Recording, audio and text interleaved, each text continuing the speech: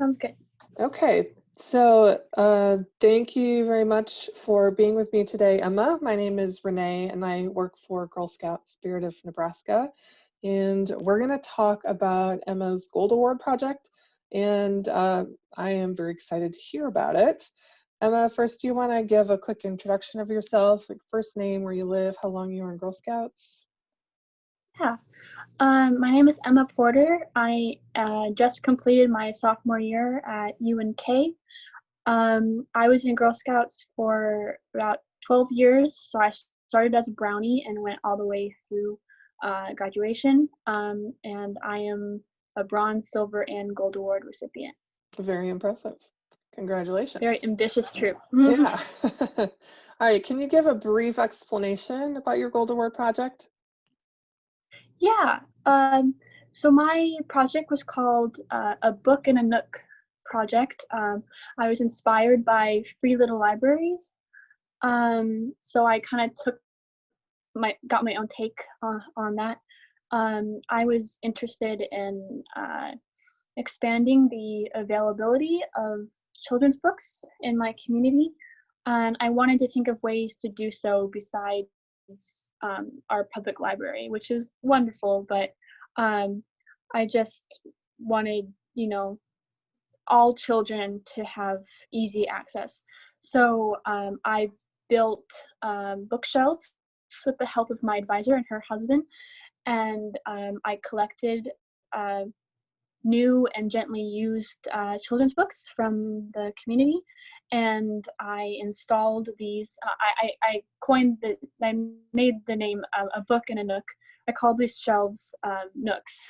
I thought something kind of cute and catchy. So there are 3 hair salons in town who agreed to help out with the project, and so they now have those shelves in place at their businesses, um, where children can come and they can have books to read and take home instead of staring at mom's phone while she does her errands. Gives them something uh, more productive, more engaging for their brains and imaginations. And I also have installed a book collection at my local food pantry. So low-income families who might not have easy access to bookstores and libraries will also have the opportunity to have a new book whenever they get a donation of food too. Okay, so why did you choose this topic? Books have always been important to me. My mom and dad, mostly mom, read to me from a very young age, and I was a bookworm throughout my childhood, and I personally really benefited from that. I had a very strong imagination, and I think books help me to uh, have friendships and expand my knowledge. And uh, there are so many benefits to early childhood literacy that goes into the rest of one's life. And so I wanted to share that love and all those benefits with the children in my community. Okay, so what people supported you throughout this process? First and foremost, my mom.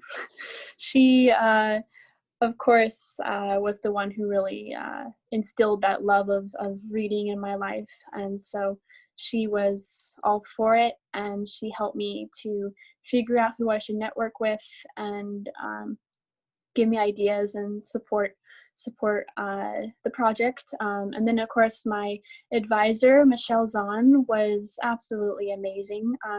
She's a teacher at Conestoga Public Schools, so she knows firsthand um, how books and reading skills can really benefit a child's life.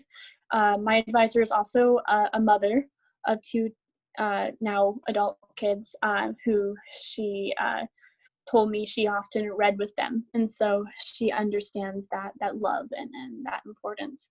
My church was also very important for me. I held my fundraiser there, and I kind of launched my project publicly at my church. And so I was really grateful to have uh, my congregation support me in that way. And then finally, probably my advisor's husband. He's a carpenter, so he came in very handy when it came to making those shelves. Yeah, that's great. You had a great team, Yeah, sounds I did. like. So was it hard for you to pick a topic, or was that an easy process? It was easy because I did my bronze and silver awards with my troop. Um, and with those awards, they're phenomenal because you learn how to work with your troop and come together on one mission, one idea. But because it was a group thing, we all had to choose the majority idea. So both times we chose a topic that was very important and good to support, but not my interest. And so when we were brainstorming for the Silver Award, I wrote down, well, let's do something about books, anything to do with books and children. And nobody voted for my idea. And so my leader told me, just save that idea. And so I was like, okay. So probably from about, the time of my silver award, I knew the general idea of my gold award. The hard part of choosing, of starting the project, was the fact that I only had a general idea, something about children and literacy, but I had no idea what the specifics were. So that's where the difficulty came in. But my team really helped me to figure out something more concrete and feasible. Oh, great. So how long did it take you from start to finish? So you had your idea, so you didn't have to spend months and months kind of sorting through that. But Yeah. what was the process like for your project? Okay. I don't remember exactly. I think I started in 2016. I attended the Gold Award training uh, event in Mm-hmm. Omaha, I think. And so that got me my first 8 hours, I think, because that was just sitting down with the um, Omaha staff and figuring out, well, what is the Gold Award, and those general steps. But I didn't really start working on it until 2017, and it took me, I'm gonna say, about a year. Um, but the end of 2017 and start of 2018 was when I really got stuff done, Yeah. right before I graduated. So what were some of the major barriers that you ran into? Um, Not too many. I think it was, finding enough supplies within a budget. Um, of course, I chose to do book donations, so I didn't need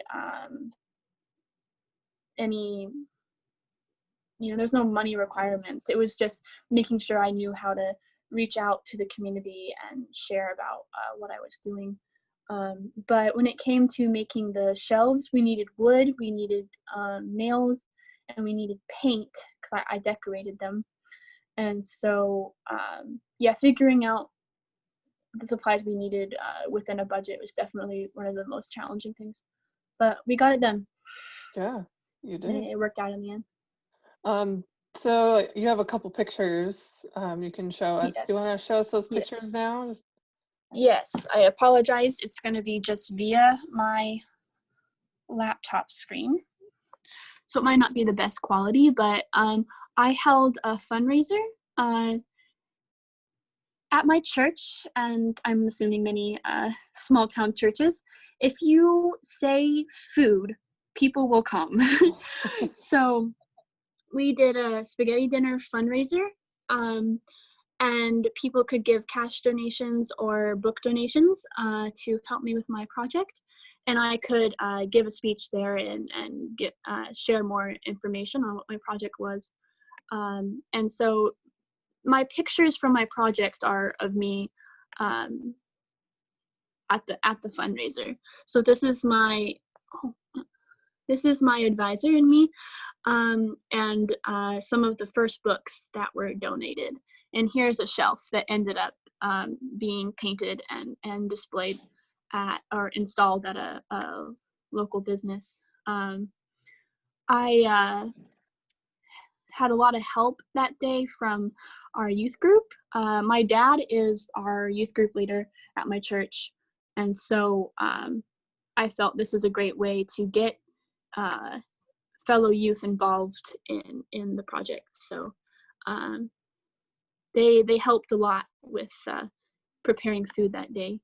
I also made a little, I don't know exactly what they're called, tents, paper tents, and I put statistics and quotes related to early childhood literacy on these. So this is me at my advisor's house and making those tent cards. And that's about all I have here. Okay. I just talking to girls who do the Gold Award, it's really interesting how all the tiny little details you have to think about those, and they're your responsibility. Yes. The research and the tents and everything like that. Interesting. Mm-hmm. So what are some of the skills you picked up from this, either like hard skills or soft skills? What did you come away with learning? Yeah. I think a lot of this is my first time to really initiate contact. Like networking was a big thing here because with bronze and silver award, well, me and the girls in my troop did a lot, but it was our leader went with us everywhere, and this was the first time that, while like my advisor would come with me a lot, but she would let me do all the talking. She would just be there to support me and help me if I missed any details. But this is the first time that I had to get out there and communicate effectively with my community, which was nerve-wracking. It's like, wait, I have that power, I can do that. And then once I talk to the first person and it's successful, I'm like, okay, yeah, this is what I do. And I felt like I could gain a lot of independence and confidence in that way. I think networking is one of the most important things that I learned in Girl Scouts, not just with the Gold Award. Again, the budget thing, that was a big skill to learn, that it is possible to get the supplies you need within a certain limit.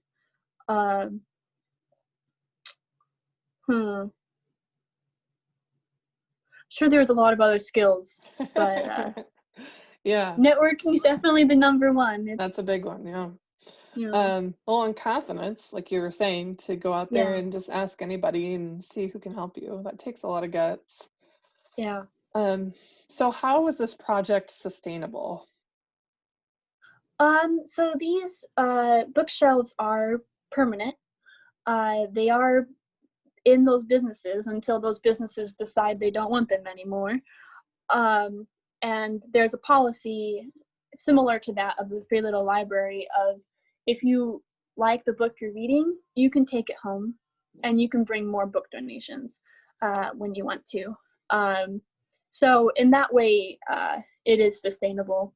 I don't live in my hometown anymore, so I'm not very good about keeping up to date, which is something I would encourage other girls to do. Would be like, if you leave your project in somebody else's hands when you're done, check in with them once a year, twice a year, whatever. Just make sure that everything's still going okay. That's definitely a regret I have now, is I'm not doing a good job of staying connected. But my hope is that those shelves are still full of books, and that there are at least a few kids every so often enjoying them. Yeah. Yeah.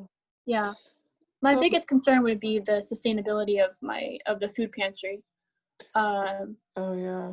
Because once those books go into those families' hands, there's no books coming back. And so I would need then to encourage the community to not only donate food but also books, which is Yeah. something that I would have to do still. Yeah.